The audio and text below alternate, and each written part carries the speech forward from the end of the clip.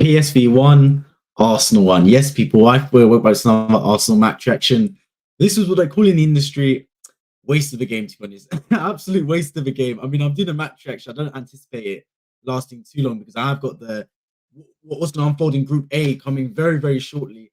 In the meantime, between time, it was a game that obviously Arsenal came to, not really needing the win, but hoping to win either way to obviously stop the rot that happened after the Aston Villa game, just get some momentum back heading into the weekend. And I think we did exactly that. Look, it's a 1-1 draw. It's obviously not a victory, but it's not a loss either. It keeps us moving in the same direction. And it means that we go into that game on Sunday against Brighton. Hopefully some players rested, like Saka, Martinelli. Obviously Rice got a few minutes. Odegaard likewise. Sleeper got about an hour. So hopefully we're good going into that game against Brighton on the weekend, because that is a massive, massive football match for us to get back in winning ways, especially after the fact that we haven't beaten Brighton in many recent seasons. In terms of the game itself, I thought we started quite slow. I thought PSV were the better team to start, but that's to be expected. We've got players like Cedric, Mohamed El-Neni in the team. Not exactly starters for Arsenal in recent years. And then obviously we get our goal, and it's a fantastic goal by Eddie Nketiah. I have to applaud him for that. But one thing I will say is, where was this from Nketiah against Chelsea? Where was this from Nketiah against Villa off the bench, or Newcastle, or Tottenham a few months back? This guy always seems to turn up when the opposition is Sheffield United or Burnley or teams like that. We need Eddie Nketiah to turn up when your position is, let's be honest, the big teams like Liverpool, for example, in a couple of weeks' time. That's where we need Nketiah to turn up. By the way, it was a fantastic goal by him. Good link-up play as well by Reece Nelson and Cedric. I want to give him a shout out. I thought Reece Nelson had a really good game in there on the right-hand side. And another performance as well. Who else we got in there? I thought El-Neni was good. I'm a massive fan of Mohamed El-Neni. I know many people say, oh, we should have got rid of El-Neni. I disagree. Look, for me, when it comes to your employees, your players, right? Just like any other employee in any other occupation, you got to analyze, is what they bring to the table worth more than what you can sell them for? If so, don't sell them. Look, Mohamed El-Neni is coming up to 30 years old, if not at least 30 right now. How much can you sell him for? 2-3 million maybe? You can get more than 2 million out of Mohamed El-Neni. I promise you guys that. Even if it is off the bench in Premier League games, even if it is FA Cup games like this. I'm a fan of what El-Neni brings to Arsenal Football Club in certain matches. So yeah, I'd definitely keep him. And genuinely, he was this far away from scoring one of the belters of the season in the Champions League. People skip away from the defender and just a fraction wide when he took his shot in the first half. So yeah, I thought El-Neni played well. I thought Cedric was good, but let's be real, that should be his last game in an Arsenal shirt. I don't expect Cedric to start any games for Arsenal. But one thing I was a little bit annoyed about was that we didn't see any young players. I saw on Twitter earlier today and yesterday that we were going to expect some young players to start. The likes of Real Walters, Ethan Nwaneri could get minutes, Miles Lewis-Skelly. I was fully expecting some of these boys to get some minutes today. And what ended up happening was none of them started. Fine, we got El-Neni in the team, Cedric in the team, Trossard, Reece Nelson. Fine, okay, I'm okay with that. But then it gets to about 60 minutes. I'm thinking, okay, let's bring some of them on. I understand it's only 1-1, but it's not exactly like we're at risk of getting knocked out of the Champions League or anything.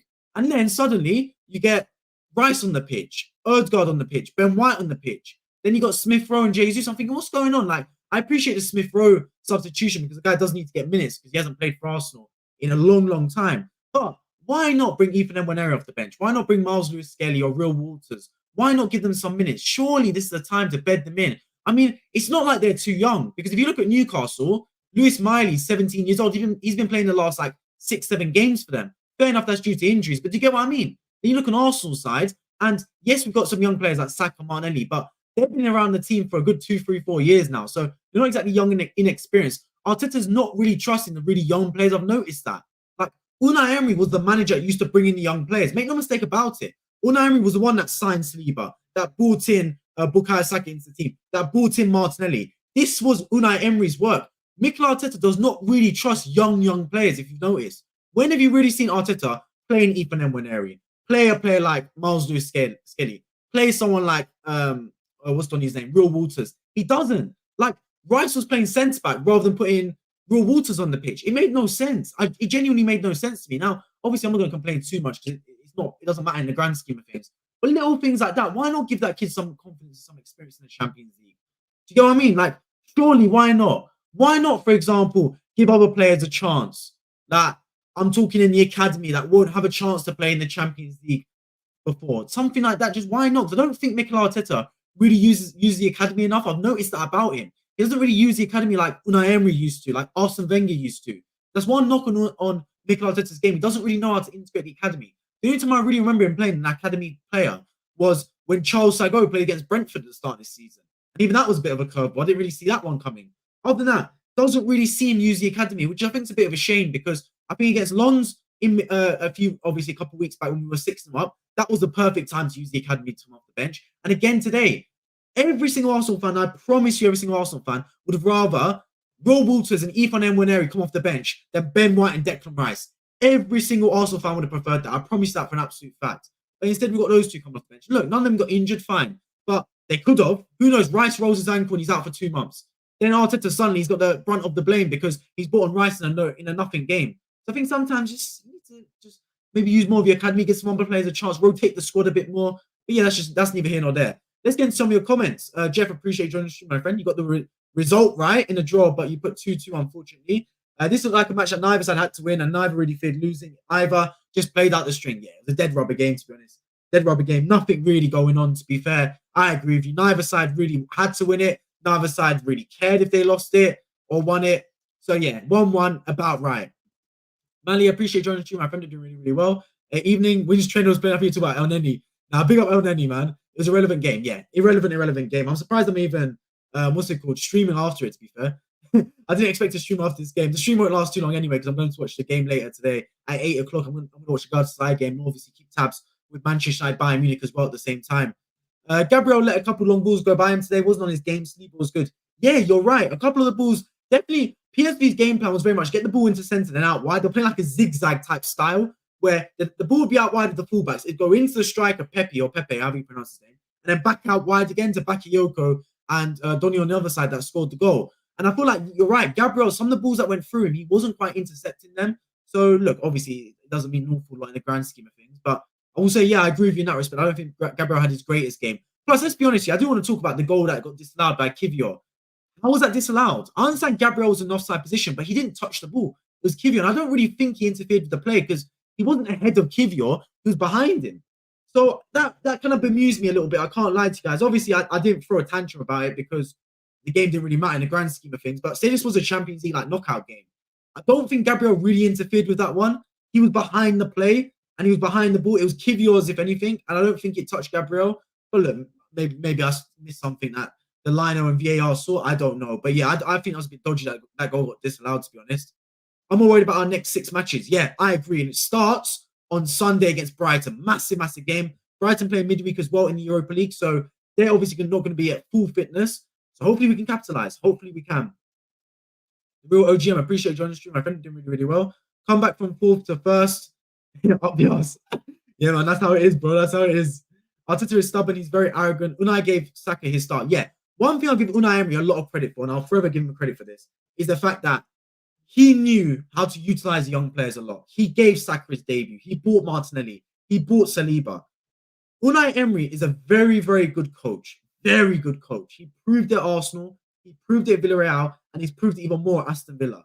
Now, obviously, it didn't quite go his way at Arsenal, but he's a very good coach in that respect. Mikel Arteta, for a young manager, I don't think he uses academy enough. And I don't get it. Why? Because I thought young managers would be most likely to use their academy because they see themselves in those young players. But he doesn't. Like, guys, tell me the last time Mikel Arteta has utilized a young player. Like, I'm talking an academy player from Hayland since he's been in the team. Smith Rowe and Saka doesn't count because they were in the team before he even got there. Let's be real. Like, Unai Emery had already integrated those two players. So those two don't count. I'm talking, when I say a proper young player, I'm talking a Charlie Patino, an Ethan Nwaneri, players like that. I don't see him really utilize them. He either ships them out or they just sit on the bench. Like, do you remember that guy, Matt Smith? Matt Smith never played a game for Arsenal. Every week he was in the squad. I don't get it. Like, never gives any of these young players a chance. I look elsewhere, I see Klopp. He'll give players like Ben Doak a chance, for example. Players like that. Kwanzaa has been given a chance this season. You look at Newcastle, Eddie Howe's given Lewis Miley a chance. Players like that. When it's Arsenal, the young players don't really get a chance. Like, we've got a younger squad, I agree, but the young players don't get a chance. The Halen Academy products. Like, before we know it, they're going to be 19, 20. Then they're not even young anymore. They're not even young anymore. Do you get what I mean? I'm looking forward to seeing United tears. Hopefully, man. Hopefully. Cedric Nooneni. Oh, Cedric. Yeah, Cedric, bro. I don't know why he's at the football club, to be honest, man. I think that guy should go. I just told them not to pass. What do you mean, bro? What do you mean? Dennis, did you see Turkish referee being injured by the players behind you? Yes, I saw that on Instagram. I saw that, bro. the manager got absolutely clarted. Got absolutely clarted by the ref got clarted by the manager, bro. It was crazy. Crazy scenes in Turkey. Look, I don't condone that one bit, by the way. I don't condone that at all. But one thing I will say is this, yeah. There's a lot of English refs that could have happened to them. Let's be real about it right now. If those English refs were in Turkey, that could have happened to them, if I'm completely honest about it, guys, because there have been some dodgy decisions in the Premier League, let alone the Turkish league. But yeah, I thought that would give that goal. Guess they stayed with offside because Gabriel tried to make a play on the ball, just got beat to it. Well, here's the thing, right? VAR is actually meant to only be there to clear up clear and obvious errors. So that's why on the weekend, right? I appreciate it was handball. Havertz handballed it. I don't want to go back to old events, but Havertz handballed it, right? And it was handball because the rule, in my opinion, the rule is stupid, but the rule's the rule. But Sky Sports actually released the audio tape that VAR had. And if you look at the audio tape by VAR, it's crazy because not once do they say, oh, it's handball, ball's ruled out, goes right. They said there's inconclusive evidence to overturn the on-field decision. That is what is being said in the VAR hub if you look at the tape. So Jared Gillett, in my opinion, guessed that handball. He guessed it. There's no way he saw it. If you look at the VAR tape, he's like, oh, I'm going to give attacking handball for this one. Doesn't really see it. Then VAR says, oh, it's inconclusive evidence, so we have to save the on-field decision. So the crazy thing is, if that referee stayed with the goal, they may not have overturned it. Now, I'm not saying that was the right decision because the way handball is nowadays, it's handball even if it grazes your hand for a split second and as long as it leads to a direct goal. But you get what I mean? So the referee, the fact that VAR's basis is working on conclusive evidence to overturn the decision, it makes the refereeing decisions even that more important, which I think is a bit of a dodgy. It just conjures up so many grey areas. Look, I've been actually pretty happy about the implementation of VAR in the Champions League, but a couple of times I've seen some dodgy decisions. This is one. Also, the Newcastle decision was very dodgy, very dodgy when PSG got a penalty in the closing moments of that game.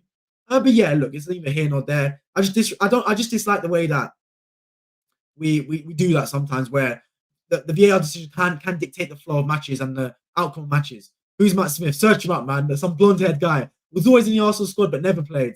PSV is good. They're all right. They're all right, to be fair, but they didn't really care about this game. Man City is fifth. Nah, man, no chance. Eman, I appreciate joining the stream. My friend have doing really well. No, Arteta is criminal. In the dead rubber game, he decides to bring on our key players instead of giving opportunity to the youth. Not one single youth player he brought on. He hates youth. Bro, I'll be real with you right now, yeah? I'll be real with you. I 100% agree. 100% agree. I said the same thing earlier. The exact same thing. Why does he not utilize the academy enough? Unai Emery always used to utilize the academy. Same with, what's the guy's name? Arsene Wenger. But with Mikel Arteta, never seems to utilize the academy one bit. Just happy with the players he's currently got. But that's just one of those things, man. Just one of those things. We take it as it is, and hopefully at least that we can get some of the young players like Ethan and Waneri, get some more game time. But who knows when? Because this was the best time to play them. If you don't play them now, when can you play them? You ain't playing them in the Premier League. You ain't playing them in the FA Cup because we've got Liverpool in that game. So when can you next play these players? I can't see happening. But look, that's neither here nor there. We're through to next round of Champions League. We finished top. The draw's on Monday. I'll be hopefully streaming during the draw, or at least doing something during the Champions League draw, because I can't wait to find out who Arsenal get. But yeah, I appreciate everyone tuning to the stream today. I know it's a very short one, but I do want to watch the games later today, the Manchester United game and the Galatasaray match as well. As always, make sure you do stay tuned. I'll have streams on the weekend for Arsenal versus Brighton. Cannot wait for that football match, and as well for the Liverpool-Manchester United game, a massive game as well. I like your stream. I appreciate you joining the stream. As always, my friend, the real OGM. And I hope to catch you guys all in my next one. Take care.